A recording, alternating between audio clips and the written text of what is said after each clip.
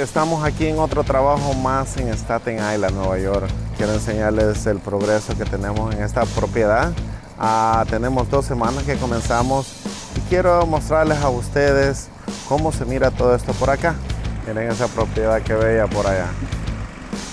Tremenda propiedad. Ahorita vamos a entrar por el basement para que ustedes puedan ver. This is the basement. We're just parking in here. We had a really good neighborhood around here. Estamos terminando el garaje actualmente.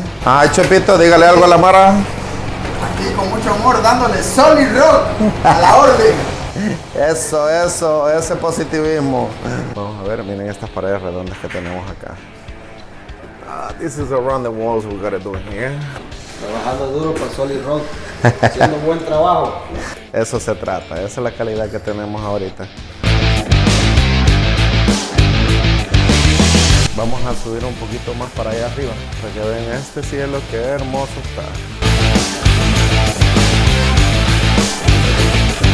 Otro cuarto, este es un baño. Aquí tenemos la lavandería.